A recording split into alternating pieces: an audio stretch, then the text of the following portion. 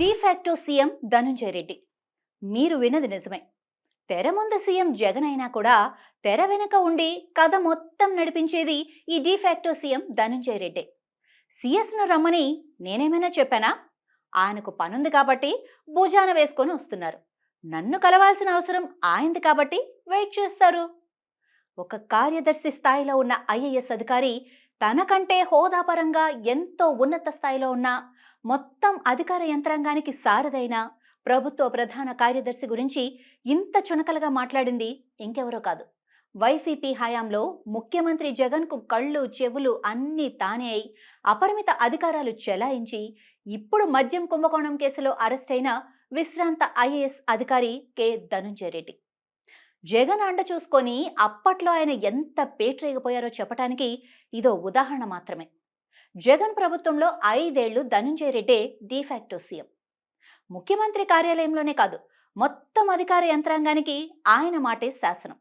యావత్ ప్రభుత్వమే ఆయన కనుసన్నల్లో నడిచేది. సాధారణంగా ఎవరికి కేటాయించని శాఖలన్నీ సీఎం చూస్తూ ఉంటారు. కానీ సీఎం దగ్గరున్న శాఖలతో పాటు అన్ని శాఖలపై ఈ ధనుంజయ రెడ్డి అజమాయిషీ కొనసాగింది. జూనియర్ ఐఏఎస్ అధికారి నుంచి సిఎస్ వరకు, ఎస్పీ నుంచి డీజీపీ వరకు, చివరకు ఎమ్మెల్యేలు, ఎంపీలు, మంత్రులైనా సరే ఆయన ముందు క్యూ కట్టాల్సిందే. ఆయన కరుణా కటాక్ష వీక్షణాల కోసం పడిగాపులు పడాల్సిందే. జగన్కు అంతరాత్మలా వ్యవహరిస్తూ కనీ విని ఎరుగని రీతిలో అధికారం వెలగబెట్టారు. 2019 ఎన్నికల ఫలితాలు వెలువడుతూ ఉండగానే ధనుంజయ రెడ్డి జగన్ పక్కన ప్రత్యక్షమయ్యారు. ప్రమాణ స్వీకారానికి ముందే జగన్ ఆయన్ను తన అదనపు కార్యదర్శిగా నియమించుకున్నారు. ఆ తర్వాత కార్యదర్శిగా పదోన్నతి పొందారు, అది వేరే విషయం అనుకోండి. ఈ 5 ఏళ్లు జగన్ సీఎం అయినా ఆయన తరపున అన్ని వ్యవహారాలు ఈ ధనుంజయ రెడ్డే చక్కబెట్టేవారు. మంత్రులు, ఎమ్మెల్యేలు, అధికారులు అప్పటి సీఎం జగన్ అరుదుగా అందుబాటులో ఉండేవారేమో గాని వారంతా కూడా ధనుంజయ రెడ్డినే ఆశ్రయించేవారు. ఆయనకు చెబితే జగన్కు చెప్పినట్టేనని భావించేవారు.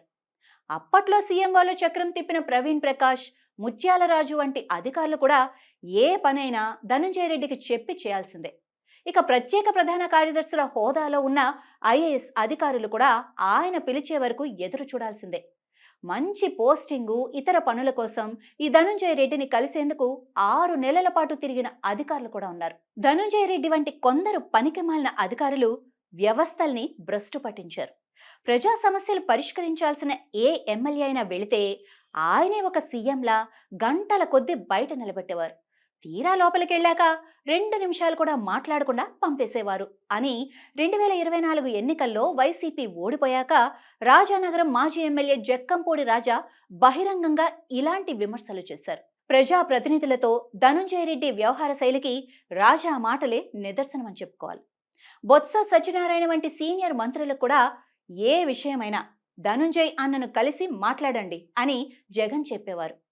ప్రభుత్వ విధాన నిర్ణయాలైనా, కార్యక్రమాలైనా, చివరకు అధికారుల బదిలీలైనా ఆయనకు చెప్పి ఆయన అనుమతితో చేయాల్సిందే.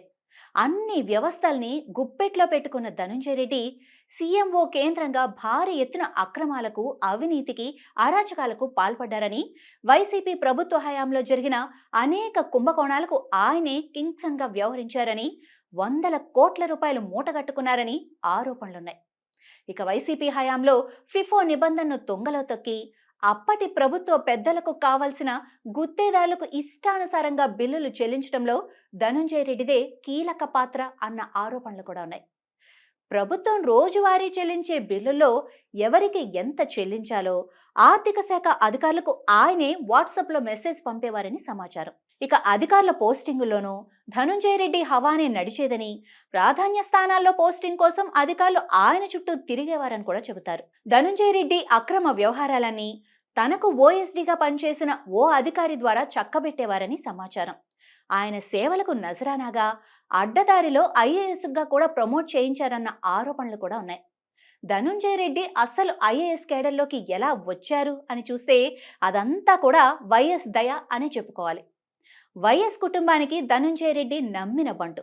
ఉమ్మడి కడప జిల్లా రాయచోటి మండలం చెన్నముక్కపల్లెకు చెందిన ఆయన 1988లో వైఎస్ రాజశేఖర రెడ్డి ఆశీస్సులతో ఆ పంచాయతీకి సర్పంచ్గా ఏకగ్రీవంగా ఎన్నికయ్యారు.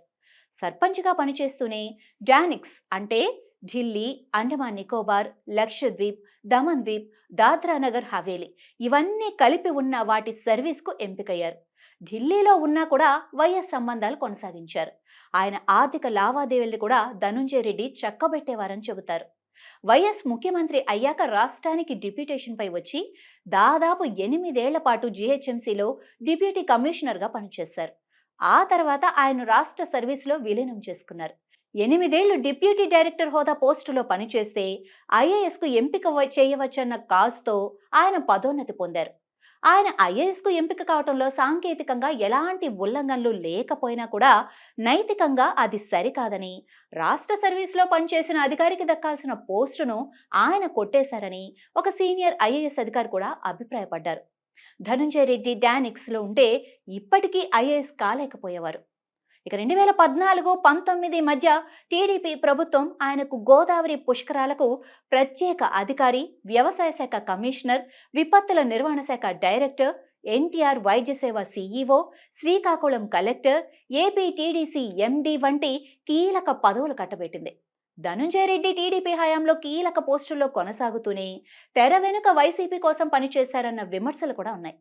జగన్ రాజకీయ ప్రత్యర్థుల ఆర్థిక మూలాల్ని దెబ్బతీయటం, అక్రమ కేసులు బనాయించి అరెస్టులు చేయించటంలో ఈ ధనుంజయ రెడ్డిదే ప్రధాన పాత్ర అని చెబుతారు.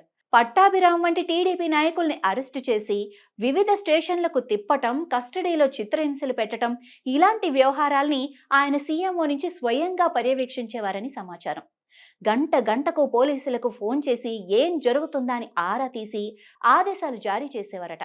అప్పట్లో నిఘా విభాగాధిపతిగా ఉన్న పిఎస్ఆర్ ఆంజనేయులతో కలిసి రాజకీయ ప్రత్యర్థుల్ని వేధించేవారని ఆరోపణలున్నాయి. హక్కుల కోసం పోరాడిన ఉద్యోగ, ఉపాధ్యాయ, కార్మిక సంఘాల నాయకులపై అణచివేత చర్యలు ధనుంజయ రెడ్డి మార్గదర్శకత్వంలోనే జరిగాయన్న ఆరోపణలున్నాయి. ఇక 2024 ఎన్నికల విషయానికి వస్తే 2019-24 మధ్య జగన్ తరపున రాజకీయ వ్యవహారాలు ఈ ధనుంజయ రెడ్డే చక్కబెట్టేవారు. ఎమ్మెల్యేల పనితీరును ఆయనే సమీక్షించేవారు. అప్పటి మంత్రులు, ఎమ్మెల్యేలు సహా ఎంత పెద్ద నాయకులైనా జగన్ను కలవాలంటే ముందు ఈ ధనుంజయ రెడ్డి దగ్గరకు వెళ్లి అనుమతి తీసుకోవాల్సిందే. పార్టీ నేతల మధ్య పంచాయతీలు ఆయనే చేర్చేవారట. ఇక వీటిపై అప్పట్లో వైసీపీ నేతల్లో తీవ్ర అసంతృప్తులు కూడా వ్యక్తమయ్యాయి. 2024 ఎన్నికల సమయంలో జగన్ బంధువైన బాలినేని శ్రీనివాసరెడ్డి కూడా నేరుగా జగన్ను కలిసే అవకాశం దక్కకపోతే ధనుంజయ రెడ్డిని కలిసి మాట్లాడి వెళ్లిపోయేవారు. ఇక 2024 ఎన్నికల్లో వైసీపీ అభ్యర్థుల ఎంపికలోనూ ధనుంజయ రెడ్డి కీలకంగా వ్యవహరించారు. సర్వేలు చేయించడం నుంచి అభ్యర్థుల బొడపోత వరకు ఆయనే పర్యవేక్షించేవారంటే నమ్మండి. ఇక ఇప్పుడు మీరు చెప్పండి, ధనుంజయ రెడ్డిని డీఫాక్టో సీఎం అనాలా వద్దా?